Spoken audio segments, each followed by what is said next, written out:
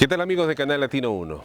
En esta oportunidad tuvimos la grata sorpresa y la visita de una político joven peruana aquí en la ciudad de Milán, donde nos contó un poco qué cosa es lo que ella estaba desarrollando en las diversas ciudades donde ha visitado, reuniéndose con diferentes colectivos y también grupos de peruanos. Ella tiene una larga trayectoria en la vida política, también ha sido ya congresista y es más, nos estuvo contando su análisis sobre lo que está sucediendo en el Perú actualmente. Tuvimos realmente una amena conversación. Entonces los dejo con Indira Wilca.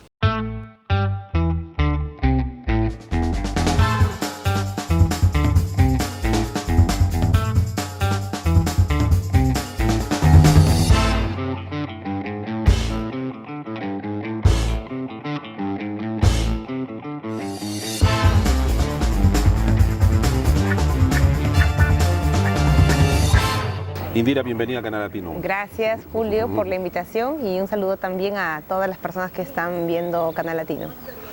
Estas semanas has estado, digamos, viajando en diferentes ciudades de Europa, y esto se debe seguramente a un motivo, o has tenido encuentros también con comunidades peruanas acá en esta parte del mundo, y también has tenido, por lo que hemos podido ver, encuentros con algunos políticos y autoridades también europeas. Cuéntanos un poquito qué cosa es lo que estás haciendo. Sí, bueno, efectivamente estas semanas de finales de abril y mayo hemos estado teniendo reuniones en diferentes países con la comunidad peruana, con comités, ¿no?, de personas que se organizan, ¿no?, alrededor de la situación política de nuestro país. Personas que viven muchos años también aquí en Europa, pero que no han dejado de estar vinculados al Perú y de preocuparse por lo que está pasando en el Perú.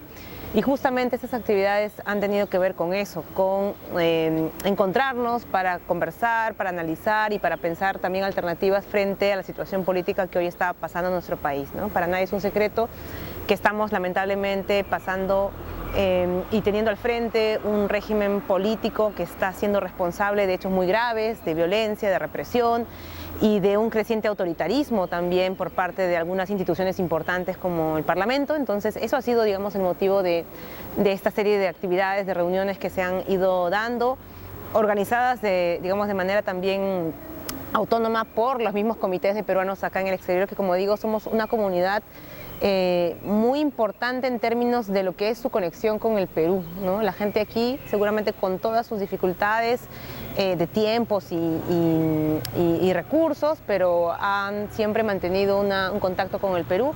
Mucha gente ha estado movilizándose también de diversas maneras aquí en Europa. Y bueno, en el marco de estas actividades es que se han podido dar estos conversatorios, estos encuentros en diversos países, en Italia, en Alemania, en Suiza, en España, y bueno, esa es un poco la razón de mi visita, y esperamos que a partir de estas conversaciones, estos encuentros, podamos seguir trabajando coordinadamente, los peruanos que estamos en el territorio peruano, pero también los peruanos que están fuera del territorio. Que muchas personas aquí, cuando ya vienen y viven en estas ciudades, un poco se desvinculan de lo que viene a ser el Perú. ¿Tú crees de que nosotros los peruanos podamos ser parte activa de la política allá en Perú? ¿Es así o es que tal vez es solamente una ilusión? Yo creo que sí, porque muchos peruanos que están residiendo fuera, aquí en Europa, no han perdido sus derechos políticos en el Perú. Muchos todavía son ciudadanos peruanos también, pueden votar. Y más allá de eso, tienen una familia en el país, y su familia, por supuesto, sufre también, digamos, las consecuencias de la situación política en el Perú. Entonces, por diversos motivos, yo creo que hay razones justificadas para que sigan involucrándose en la realidad del país, y pueden, por supuesto, aportar de muchas maneras, ¿no? Como digo, sé que es muy difícil migrar y desarrollar tal vez tu vida de cero en otro país, pero a mí por eso me parece muy loable que, a pesar de esas dificultades, los peruanos hayan buscado la manera de seguir organizados, de seguir en espacios colectivos y construir algunas acciones, ¿no?, de cara a lo que se ha venido dando en los últimos meses en el Perú. Así que sí, hay la necesidad, y yo creo que hay las razones de sobra para seguir actuando, para seguir aportando sobre lo que hoy está pasando en nuestro país. Hemos visto que han habido protestas en Perú reprimidas brutalmente, porque es así como algunas comisiones, algunos enviados al Perú han determinado que se ha utilizado la fuerza ya, digamos, de una forma desproporcionada. ¿Qué es lo que, según tu análisis, puede suceder de ahora en adelante? ¿Qué es lo que puede pasar con estas personas que de alguna forma tienen responsabilidad política, algunas directa, otros seguramente indirecta, pero que tienen mucha responsabilidad con todo lo que ha venido ocurriendo en el Perú?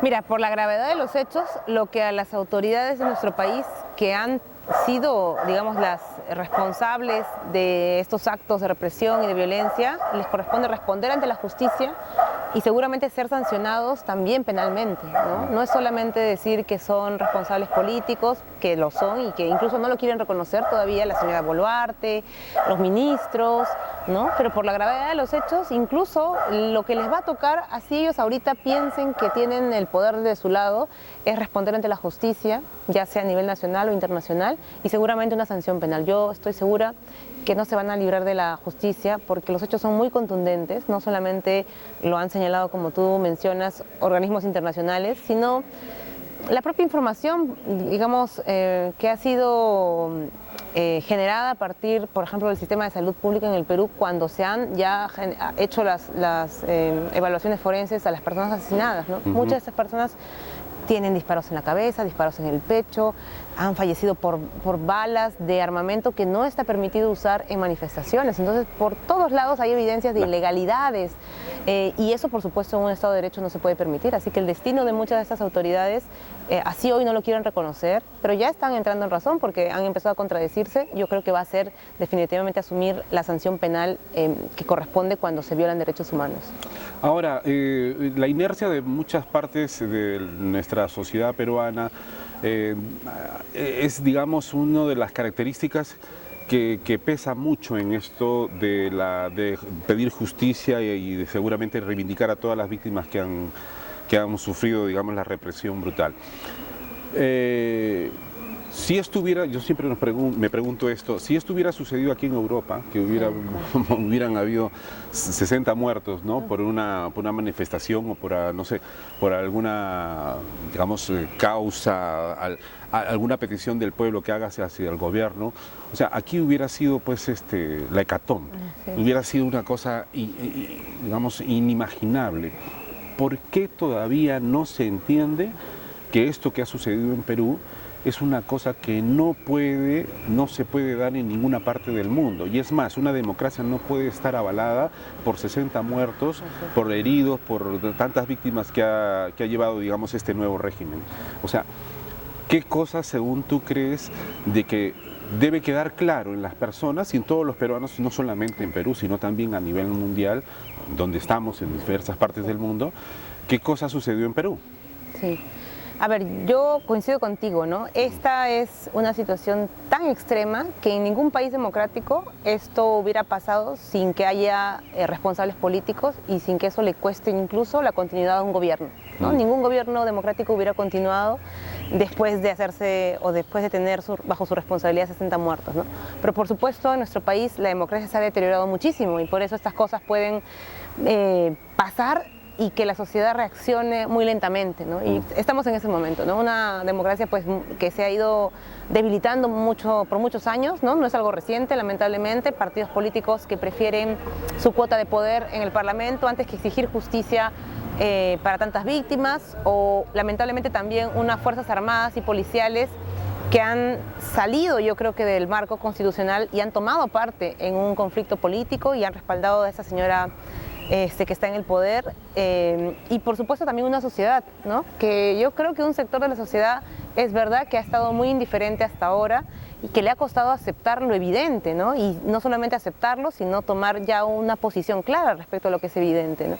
Pero afortunadamente yo siento que cada vez más personas están tomando una posición y están señalando que es inaceptable esto que está ocurriendo. Y entonces yo creo que hay que ver cómo las cosas están cambiando en esas últimas semanas también de manera positiva. Hay gente que ya ha empezado a decir, bueno, sí, es verdad, esto no se trata solamente de una disputa de poder entre un político y otro, sino de algo que es incluso más importante, que es la defensa de derechos fundamentales, ¿no? Como el derecho a la protesta, el derecho a la vida, y que eso cuando se pone en riesgo para unos, también empieza a ser una cosa de riesgo para todos en general. Entonces eso no es algo que solamente va a afectar seguramente a quienes hoy consideramos más vulnerables o ciudadanos de segunda categoría, ¿no? Como pueden ser las poblaciones originarias o indígenas, ¿no? Entonces eso va a terminar afectando a todos, y creo que hoy día por eso en algunos lugares del país, sobre todo en las zonas urbanas, donde esto se quería simplemente dejar pasar, se está tomando conciencia al respecto, y por eso creo que es muy importante que hablemos, que nos informemos, que recurramos a fuentes que realmente están poniendo elementos para el debate sobre esta situación, pero con hechos acreditados, no sobre la base de suposiciones, no sobre la base de mentiras, que también hemos visto mucho mentiras repetirse incluso por parte de las propias autoridades en el Congreso o en el gobierno, en fin, mentir de muchas maneras. Pero cuando se abre un debate serio sobre lo que está ocurriendo, sobre la base de hechos, yo creo que es donde la gente empieza a tomar conciencia, y creo que eso es lo que está pasando hoy, no solamente en el Perú, sino también fuera del país, y creo que a eso es que hay que nosotros sumarnos también, los pocos esfuerzos que podamos generar para hablar del país, que sea eso, sobre la base de información, sobre la base de los hechos que ya se han venido reportando también últimamente. En los últimos años hemos visto que las mujeres están tomando un poco el protagonismo de la política peruana, y ellas son parte importante de nuestra sociedad y sobre todo lo que es, digamos, todo el tejido político en el Perú. ¿Cómo ves tú el futuro de la mujer política? Y sobre todo, ¿cuál, según tú crees, deben ser las acciones que deben tomar las jóvenes, que seguramente ven en ti un ejemplo y que quisieran también tomar ese camino de luchadora social, de ir en pro de, digamos, de lo que viene a ser la justicia social en el Perú, ¿no? Sí, mira, la situación de las mujeres en el Perú hoy día tiene una relevancia muy fuerte, porque las mujeres han ido avanzando muchísimo en las últimas décadas en ganar protagonismo en diversos campos, no solamente en la política, también en el ámbito económico, en el ámbito, en fin, productivo.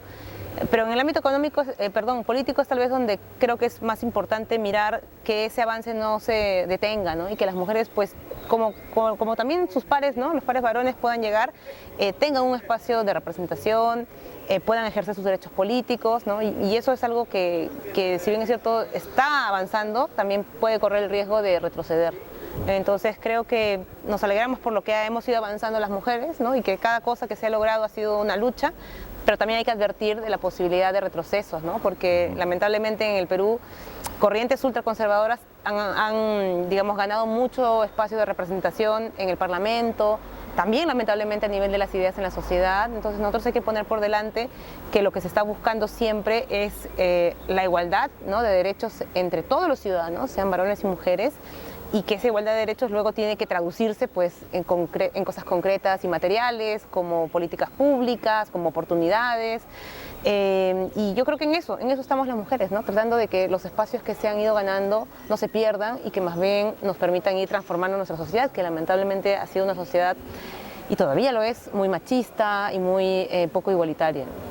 Derechos y espacios que seguramente la mujer aquí en Europa ha conseguido hace muchísimos años atrás, allá todavía se ponen en duda.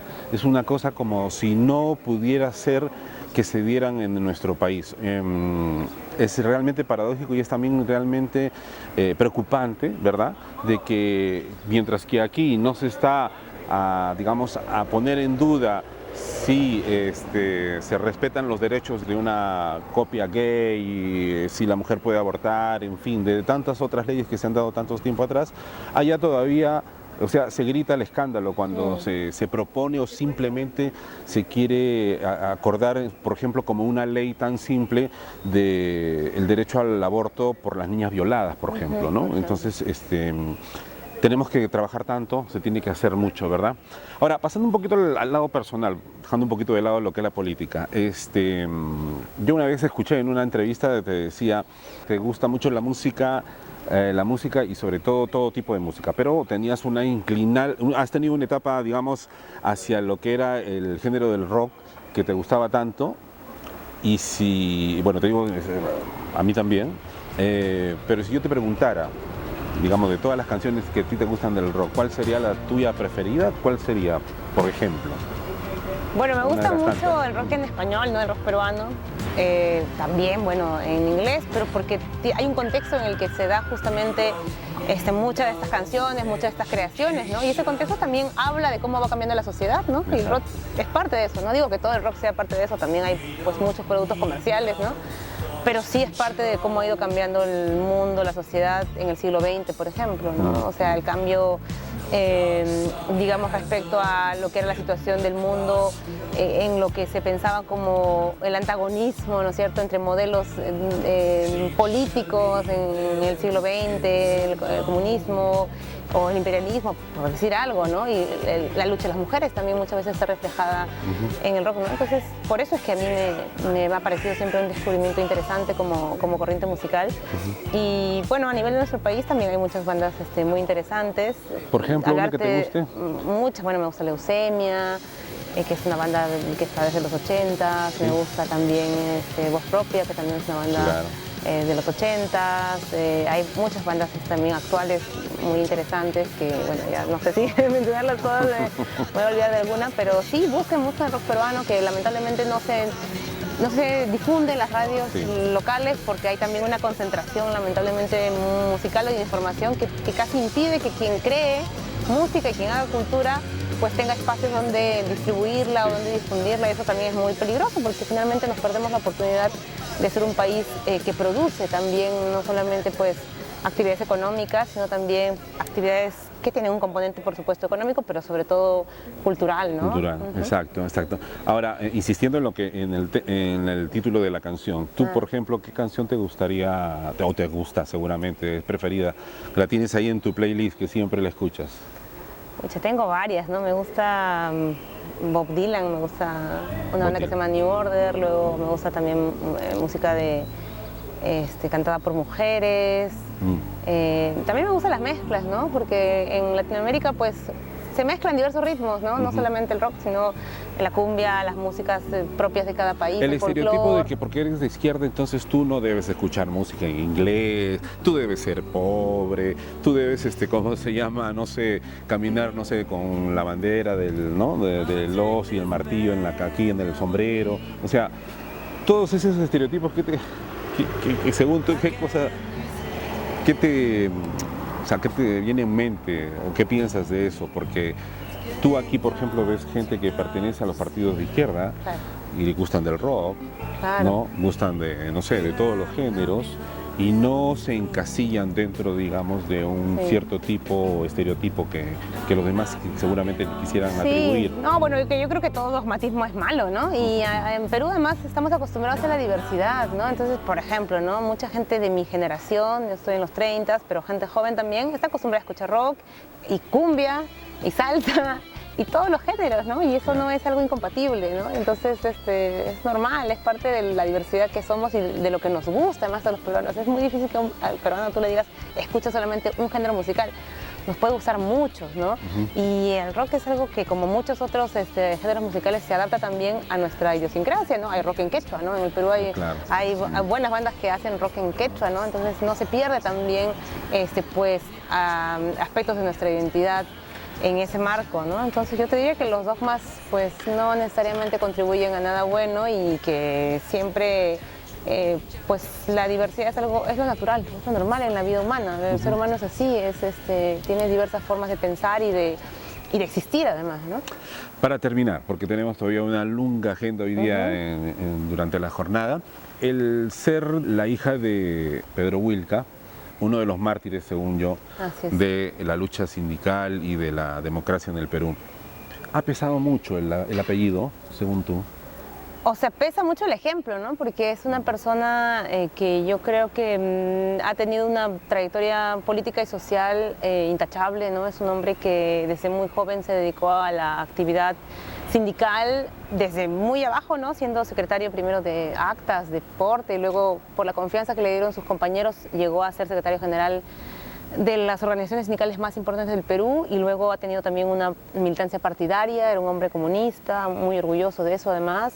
Y luego además le tocó, creo que tener un liderazgo político mayor, incluso enfrentándose a la dictadura del fujimorismo, ¿no? Y esa es la razón por la cual luego él fue asesinado. Entonces, Sí, toda esa trayectoria pesa, ¿no? Porque en el Perú personas como él, lamentablemente, pues son pocas, ¿no? Entonces uno siempre ve ese ejemplo como algo a seguir y bueno, eso es lo que ha impactado en mí y también pues el lado personal que yo he tenido tal vez la suerte de conocer y era una persona que era así como intachable a nivel público, también en el espacio privado, ¿no? Y eso es algo que también a veces es difícil ver, ¿no? Ahora, la pasión que tuvo el papá la tiene también la hija de la política. Sí, tal vez no por las mismas razones, por supuesto cada uno tiene su trayectoria de vida. Sí. En mi caso, porque tal vez el tiempo en el que me tocó crecer, que es la gente que tenemos 30 y tantos o 30 en el Perú, pues nos tocó vivir lo que era la dictadura fujimorista, el inicio de la democracia y también teníamos muchas expectativas sobre lo que podía significar el periodo democrático, ¿no? O sea, uno dice un momento nuevo para reconstruir el Perú, para cambiar las cosas y lamentablemente veíamos cómo esas cosas no se cambiaban.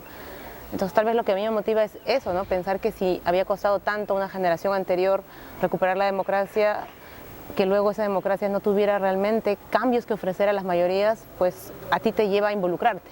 Claro. Te lleva a decir no te puedes quedar mirando solamente, hay que ver de qué manera uno no solamente cuestiona lo que está mal, sino también se involucra en construir algo nuevo, en militar en un partido, con todos los desprestigios que hacen los partidos, pero si uno no se involucra, entonces nunca va a existir el partido que uno quiere.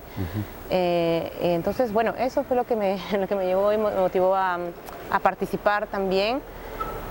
Como digo, podemos tener las mismas convicciones, ¿no? Que en el caso de mi papá, pero también el contexto que te toca vivir marca muchas cosas, ¿no? Sí. Claro que sí, claro que sí.